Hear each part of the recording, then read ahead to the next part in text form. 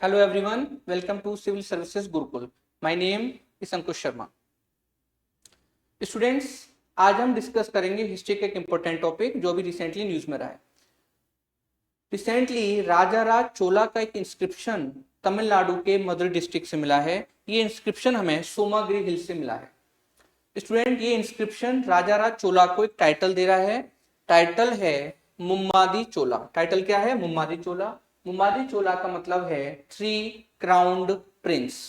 Three crown कौन कौन से हैं? First crown for Chola territory, second crown for Chera territory and third crown for Pandya territory. That means Rajaraja Chola Chera and Pandya territories को rule करते थे. इसका मतलब है राजाराज चोला एक बहुत पावरफुल और ब्रेव रूलर थे. ओके स्टूडेंट्स, आगे ये इंस्क्रिप्शन में बताता है कि राजाराज चोला के एक मिलिट्री कमांडर हैं, इनका नाम है वीर नारायण. और वीर नारायण जो हैं ये पांड्या टेरिटरी को रूल करते हैं. ओके स्टूडेंट, तो इस टाइप से ये इंस्क्रिप्शन हमें राजाराज चोला के बारे में नॉलेज दे रहा है.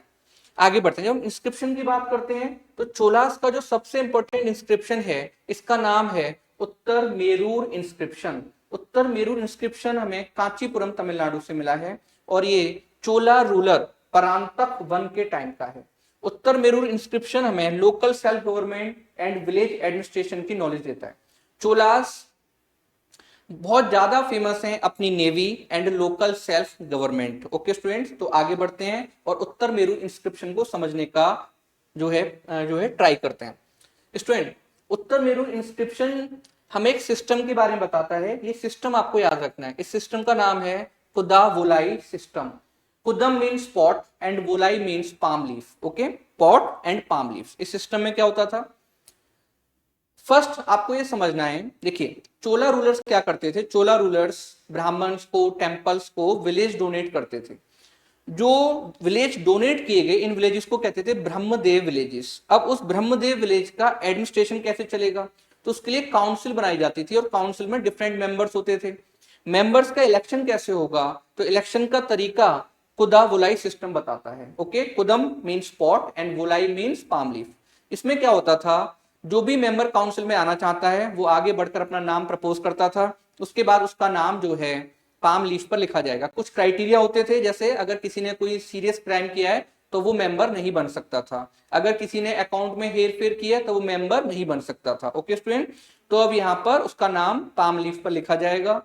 सारे नेम लिखने के बाद पॉट में रख दिए जाएंगे. एक छोटे बच्चे को बुलाया जाएगा और छोटा बच्चा वन बाय वन वहां से पाम लीफ को निकालेगा. तो जिसका भी नाम आ जाएगा वो विलेज काउंसिल का मेंबर बन जाएगा. अबाउट 30 मेंबर विलेज काउंसिल में होते थे और ये जो मेंबर्स हैं स्टूडेंट, ये विलेज में डिफरेंट वर्क को देखते थे. फॉर एग्जाम्पल, अगर वहां पर विलेज में कोई पॉन्ड है तो वहां पर पॉन्ड को देखना, उसकी साफ सफाई का ध्यान रखना, सैनिटेशन का ध्यान रखना, टेम्पल को देखना, रोड कंस्ट्रक्शन को देखना, ट्रेड के ऊपर फोकस करना. तो ये सारा वर्क ये विलेज काउंसिल करती थी और विलेज मेंबर्स अलग अलग वर्क को देखते थे. तो इस टाइप से सिस्टम वर्क करता था.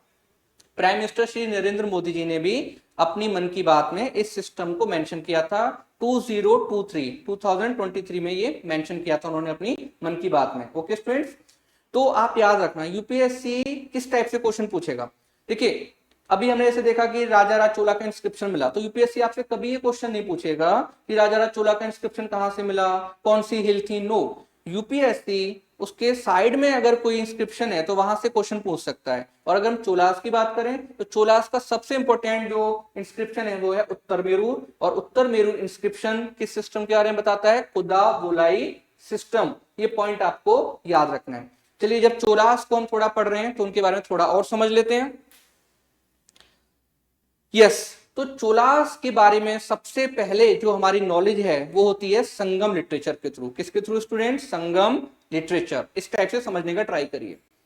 अगर हमें आज से एक महीने 1 मंथ पहले की हिस्ट्री को लिखना है तो आप आसानी से लिख सकते हो. आप क्या करोगे? तो आप करोगे सर हम तो यूट्यूब को यूज कर लेंगे. ओके, फिर आप कहेंगे सर सोशल मीडिया. ओके, आप प्रिंट मीडिया को भी यूज कर सकते हैं. तो इस टाइप से आप हिस्ट्री को लिख दोगे. बट अगर मैं आपसे बात करूं कि आपको 200 ईयर पहले हिस्ट्री को लिखना है तो आप कहेंगे सर ज्यादा दिक्कत नहीं है, ब्रिटिशर जो है चीजों को लिखते थे, उनके मिनट्स होते थे. उससे पहले मुगल्स के टाइम पर ट्रेवलर्स होते थे, हिस्टोरियंस होते थे जो चीजों को लिखते थे. बट अगर हम एक ऐसे पीरियड की बात करें यहाँ पर हिस्टोरियंस भी चीजों को नहीं लिख रहे हैं और हमारे पास जो है बहुत ज्यादा सोर्सेज नहीं है, तो फिर आप हिस्ट्री को कैसे लिखेंगे? तो वहां पर स्टूडेंट हम देखते हैं आर्कियोलॉजिकल सोर्सेज वर्क करते हैं। तो सबसे पहले हिस्ट्री को कैसे लिखा गया, आर्कियोलॉजिकल सोर्सेज के बेस पर। फॉर एग्जाम्पल अगर कोई बंदा ट्राइबल है, ट्राइबल हिस्ट्री को हमें लिखना है, मतलब एक ऐसा टाइम जब लोग ट्राइबल थे, फॉरेस्ट में रहते थे, अभी सिविलाइजेशन नहीं आई थी, तो उस हिस्ट्री को आप कैसे लिखेंगे, तो वहां पर आपको स्टोन के टूल्स मिलते हैं, उन स्टोन के टूल्स के बेस पर आप हिस्ट्री को लिखते हैं। उसके बाद डेवलपमेंट आगे हुआ, जो सोसाइटी है थोड़ी प्रोग्रेसिव हुई, उसने लिखना स्टार्ट कर दिया। तो इंडिया में आपको समझना है कि नॉर्थ इंडिया की जो हिस्ट्री सबसे पहले हमें मिलती है वो मिलती है वेदास के थ्रू। बट वेदास जो है उनका ऑब्जेक्टिव ये बताना नहीं है कि जो है इंसान कैसे रह रहा था, उनका ऑब्जेक्टिव था कि जो देवता हैं वो कौन से हैं, देवता जो हैं उनको कैसे आप हैप्पी कर सकते हैं। ओके, तो उनका ऑब्जेक्टिव दूसरा था वेदास का। बट जब आप वेदास को पढ़ेंगे तो ऑटोमेटिकली आपको सोसाइटी के बारे में भी नॉलेज हो जाती है। तो अब देखिए स्टूडेंट, नॉर्थ इंडिया के बारे में सबसे पहले जो आपको नॉलेज मिलेगी लिटरेरी सोर्सेज के थ्रू, तो आप आंसर क्या करेंगे, वेदास के थ्रू मिलने वाली है। वेदास जो है आपको पता है कि we have 4 Vedas, Rig Veda.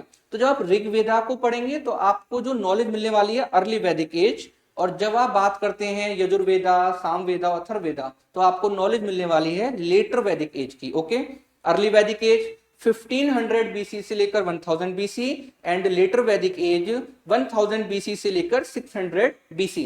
Okay, तो चलिए, तो हमने नॉर्थ की बात की।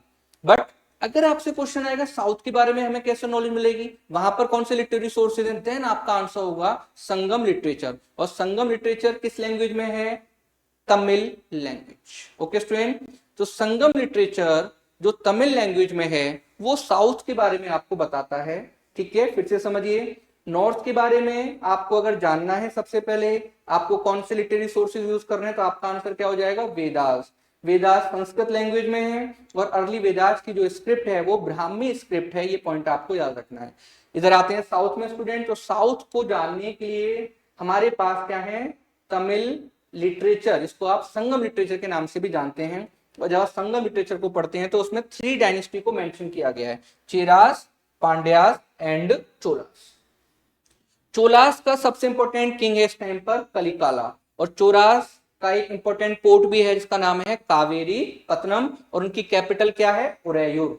चोलास कॉटन एक्सपोर्ट के लिए इस टाइम पर जो चोलास हैं ये बड़े फेमस थे कॉटन एक्सपोर्ट के लिए। ओके स्टूडेंट, तो चोलास हमें पता चलते हैं संगम लिटरेचर में। उसके बाद जब संगम पीरियड खत्म होता है, संगम जो पीरियड है ये है 300 बीसी से लेकर 300 एडी। उसके बाद चोलास का डार्क पीरियड स्टार्ट होता है। डार्क पीरियड या डार्क एज, इसका मतलब होता है कि हमें अब उस डायनेस्टी के बारे में ज्यादा नॉलेज नहीं मिल पा रही है, उसके लिए सोर्सेस कम होते जा रहे हैं, मतलब वो डायनेस्टी अब प्रोमिनेंट नहीं है, और ये करेक्ट भी है। तो स्टूडेंट, चोला जो है उनका डार्क एज स्टार्ट होता है।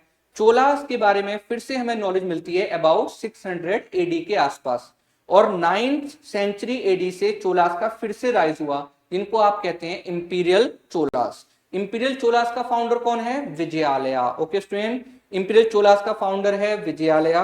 इसी में फिर आते हैं परांतकवन, राजा राज चोला जिसके बारे में अभी हमने डिस्कस किया, उसके बाद राजेंद्र। ये बहुत फेमस चोला रूलर्स हैं। ये चोला रूलर्स ये सारा एरिया कंट्रोल करते हैं, श्रीलंका तक अटैक करते हैं, मालदीव तक अटैक करते हैं, इवन आप कह सकते हैं स्टूडेंट कि पूरी बे ऑफ बंगाल में जो आइलैंड्स वगैरह हैं सब इन्होंने कंट्रोल कर लिए थे। ये कहा जाता है कि जो बे ऑफ बंगाल है वो तो चोलास के लिए एक बन गई थी। ओके स्टूडेंट, इनके पास एक बहुत स्ट्रॉन्ग नेवी भी थी, तो इनको हम कहते हैं इंपीरियल चोलास। ओके, ये इतने पावरफुल थे कि इस एरिया का नाम ही चोल मंडलम हो गया, और बाद में चोल मंडलम से ही कौन सा वर्ड आ गया, कोरोमंडल। ओके, तो आपको याद रखना कोरोमंडल कहां से आया, चोल मंडलम। तो इस टाइप से चोलास, कभी टाइम मिलेगा तो अलग से हम चोलास के बारे में पूरा डिस्कस करेंगे चीजों को। ओके स्टूडेंट, तो अभी जो है आपको याद रखना है, फिर से जब आप करंट अफेयर पढ़ रहे हैं तो केवल जो टॉपिक आया वो नहीं पढ़ना है, उसके आसपास क्या चल रहा है वो भी आपको समझना होगा। यूपीएससी का पैटर्न ही इसी टाइप का है। ओके स्टूडेंट्स, अगर आपका कोई डाउट होगा तो आप मैसेज में जो है पूछ लेना, हम उसका आंसर कर देंगे। Okay, thank you very much.